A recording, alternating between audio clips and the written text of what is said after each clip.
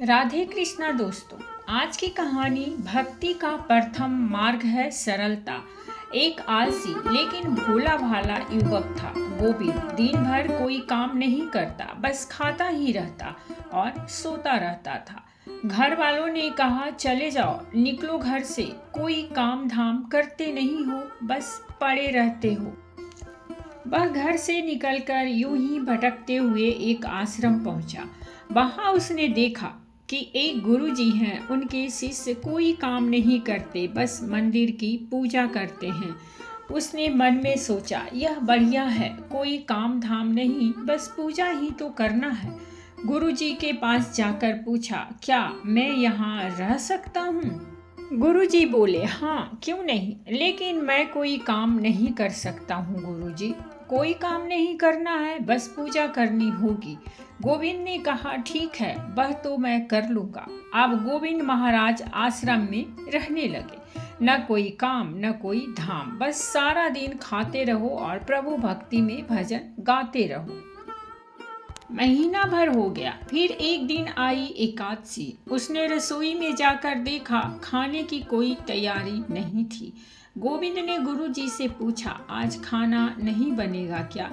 गुरुजी ने कहा, नहीं, आज तो एकादशी है, तुम्हारा भी उपवास है। गोविंद ने कहा, नहीं, अगर हमने उपवास कर लिया तो कल का दिन ही नहीं देख पाएंगे तो हम नहीं कर सकते उपवास। हमें तो भूख लगती है, आपने पहले क्यों नहीं बताया? गुरुजी ने कहा, ठीक है, तुम ना करो उपवास, पर खाना भी तुम्हारे लिए कोई और नहीं बनाएगा, तुम खुद बना लो। मरता क्या ना करता। गया रसोई में। गुरुजी फिर आए।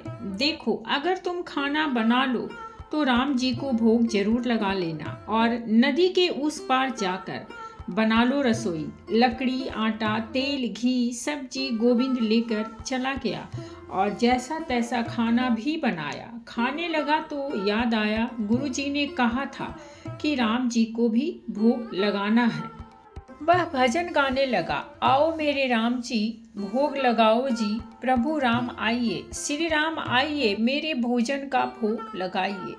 कोई ना आया तो बेचैन हो गया कि यहाँ तो भूख लग रही है और राम जी आ ही नहीं रहे हैं। भोला मानस जानता नहीं था कि प्रभु साक्षात तो आएंगे नहीं, पर गुरुजी की बात मानना जरूरी है। फिर उसने कहा, देखो प्रभु राम जी, मैं समझ गया कि आप क्यों नहीं आ रहे हैं।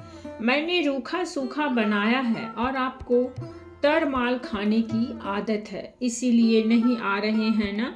तो सुनो प्रभु, आज वहाँ भी कुछ नहीं बना है, सबकी एकादशी है, खाना हो तो यह भोग खा लो।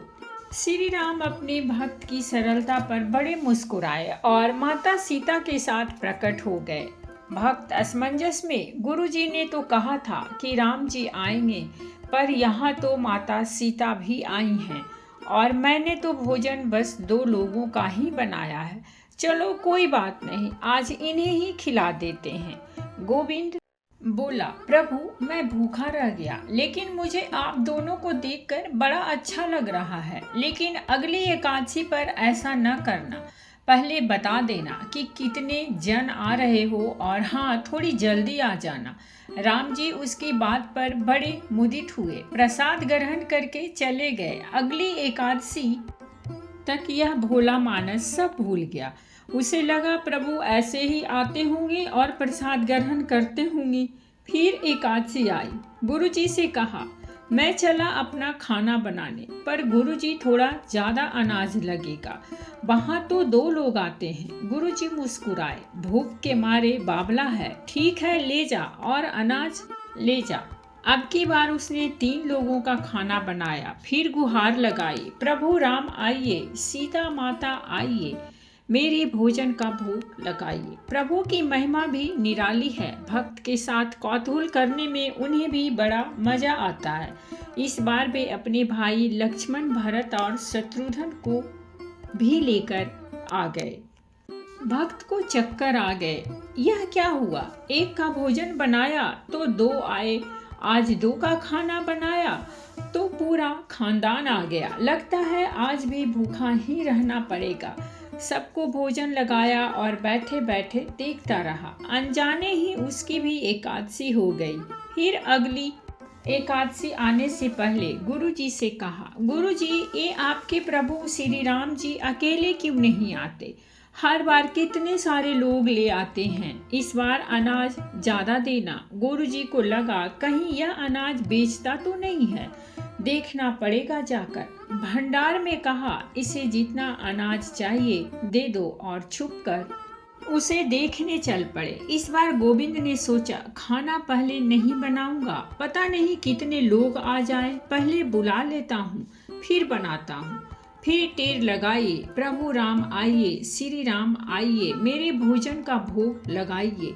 सारा राम दरबार मौजूद। इस बार तो हनुमान जी भी साथ आए, लेकिन यह क्या, प्रसाद तो तैयार नहीं है।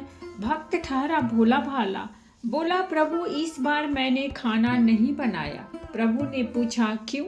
भक्त बोला, मुझे मिलेगा तो है नहीं, फिर क्या फायदा बनाने का, आप ही बना लो और खुद ही खा लो। राम जी मुस्कुराए। सीता माता भी गदगद हो गई उसके मासूम से जवाब से। लक्ष्मण जी बोले, क्या करें प्रभु? प्रभु बोले, भक्त की इच्छा है, पूरी तो करनी पड़ेगी, चलो लग जाओ काम से। लक्ष्मण जी ने लकड़ी उठाई, माता सीता आटा गूंदने लगी। भक्त एक तरफ बैठकर देखता रहा। माता सीता रसोई बना रही थी तो कई ऋषि मुनि यक्ष गंधर्व प्रसाद लेने आने लगे। इधर गुरुजी ने देखा खाना तो बना नहीं, भक्त एक कोने में बैठा है। पूछा, बेटा क्या बात है, खाना क्यों नहीं बनाया? गोविंद बोला, अच्छा किया गुरुजी आप आ गए, देखिए कितने लोग आते हैं प्रभु के साथ। गुरुजी बोले, मुझे तो कुछ नहीं दिख रहा तुम्हारे और अनाज के सिवा। भक्त ने माथा पकड़ लिया, एक तो इतनी मेहनत करवाते हैं, प्रभु भूखा भी रखते हैं और ऊपर से गुरुजी को दिख भी नहीं रहे, यह और बड़ी मुसीबत है। प्रभु से कहा, आप गुरुजी को क्यों नहीं दिख रहे हैं? प्रभु बोले, मैं उन्हें नहीं दिख सकता। गोविंद बोला, क्यों? वे तो बड़े पंडित हैं, ज्ञानी हैं, विद्वान हैं, उन्हें तो बहुत कुछ आता है, उनको क्यों नहीं दिखते आप? प्रभु बोले, माना कि उनको सब आता है, पर वे सरल नहीं है तुम्हारी तरह, इसीलिए उनको नहीं दिख सकता। गोविंद ने गुरुजी से कहा, गुरुजी प्रभु कह रहे हैं आप सरल नहीं हैं, इसीलिए आपको नहीं दिखेंगे। गुरुजी रोने लगे, वाकई मैंने सब कुछ पाया पर सरलता नहीं पा सका तुम्हारी तरह। और प्रभु तो मन की सरलता से ही मिलते हैं। प्रभु प्रकट हो गए और गुरुजी को भी दर्शन दिए। इस तरह एक भक्त के कहने पर प्रभु ने रसोई भी बनाई। तो दोस्तों ये थी हमारी आज की कहानी, और अगर कहानी अच्छी लगी हो तो प्लीज़ हमारे चैनल को सब्सक्राइब कीजिए, वीडियो को लाइक और शेयर ज़रूर कीजिए।